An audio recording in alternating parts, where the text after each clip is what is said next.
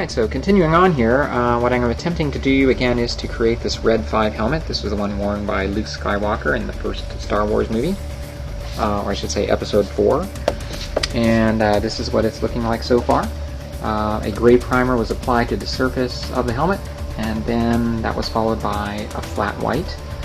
And then the rest of these markings were painted with an airbrush using some basic reds and yellows. The black striping here, I used some graphic tape for that. And what's next is to paint some yellow markings here and some gray markings here. And then I will apply the circular decals that go here and here along with some other markings. And then after that, I will attempt to weather it by utilizing a wash. And then the eye shields will go on, the chin strap, and a couple other things. And then we'll be done. So I'll continue to take some video as I go along here. Alright, so moving right along here, what I've done now is added some more striping on the side here. This helmet is rather detailed in terms of the paint job. Not too complicated, I would say, to paint, but there's just enough detail here that it takes some time to do this. So I added the gray trim right here, as well as this gray stripe here and the yellow right there. That was all done with an airbrush.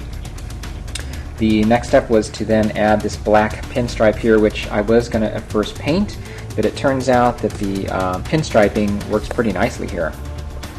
So the pinstriping that I used was this Scotch cowl by 3M, and what's nice is that this is meant to pinstripe quite a few things, I'm sure, and it has quite good adhesive, and it doesn't crinkle when you have to go around tight corners. So I noticed I was having quite a bit of success with this pinstriping here, so I decided to get some more Scotch cowl with a gray color to detail this side right here. And as you can see, it follows the curves pretty nicely here without crinkling. Pretty easy to apply, really. You just have to kind of go along here and mark out the outline that you're looking for, and then just press down the pinstriping as you go along, and it adheres pretty nicely.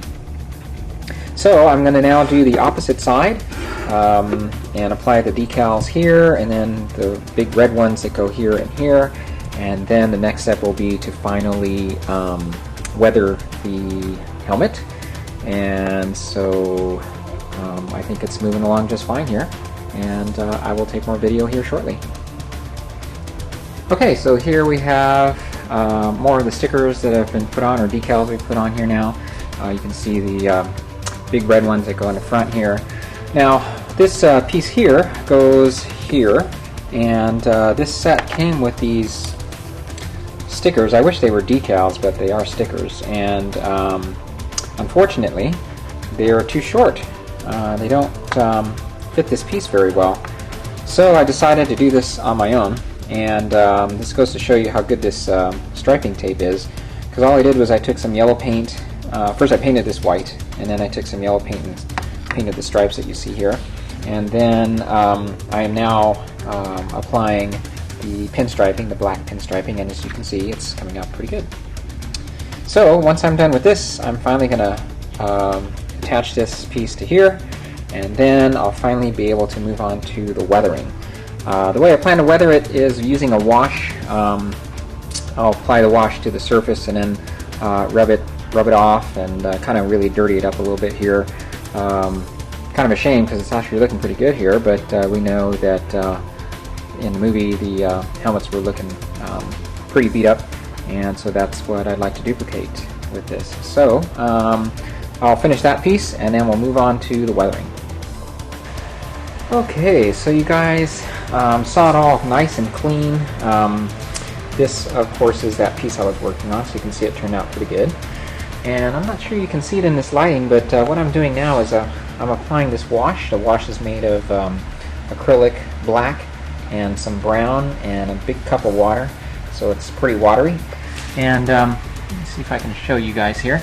You can see that it's shading the surface quite nicely here, and dirtying up the helmet quite a bit. I'm not really sure you can, like I said, I think you can really appreciate how it's looking, but hopefully you can.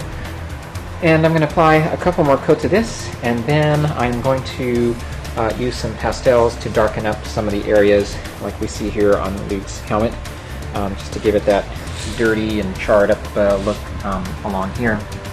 And you can see here how the wash is dirtying up the helmet quite nicely here. So yeah, it's coming along pretty good here, and after this is all done, the next step will be to attach the shield and the ear muffs on the inside along with the microphone, and then it'll be done. Okay, so here is the finished helmet. So as I indicated earlier, I used a wash to dirty up the surface of the helmet, and then I used pastels to darken some areas even further to make it look dirty and grimy. So you can see it worked pretty nicely here. A matte clear finish was sprayed onto the surface just to protect the detailing, and so overall I think it worked out real well. Now, I purchased this kit off of eBay, and there are helmets that you can buy that are very screen accurate. There was one in particular made by a company called EFX, and gosh, that helmet I think went for about $400 I think. But for a quarter of that you can put a kit like this together.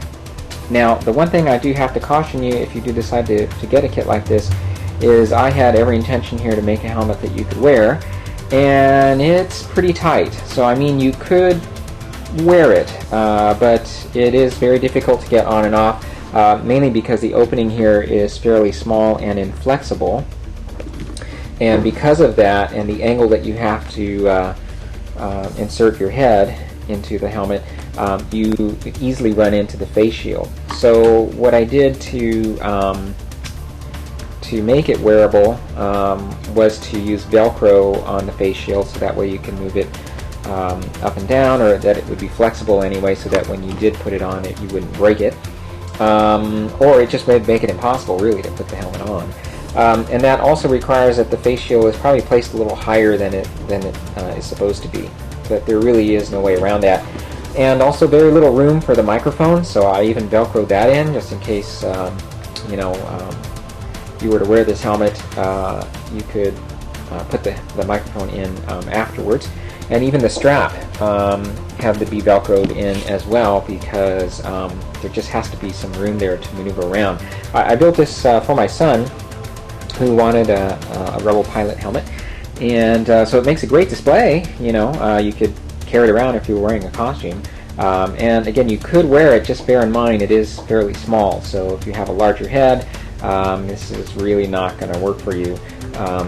And I'm not sure how else really to widen it, because the kit comes with this mohawk piece already predetermined, and that really is what determines the width of the helmet.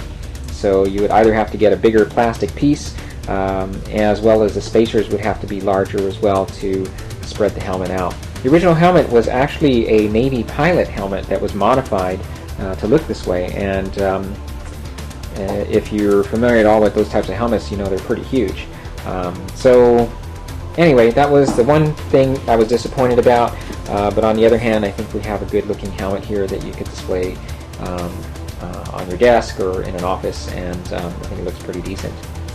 Alright, so that's it for this project. I wanted to put this or add this project to my YouTube videos because it is an example of how you can use your modeling skills with other things as well. All the same techniques I used with my smaller models I used with this, and you can see how effective it is at detailing even larger projects. So if you have any questions, feel free to email me, and I will see you in the next video. So thanks again for watching.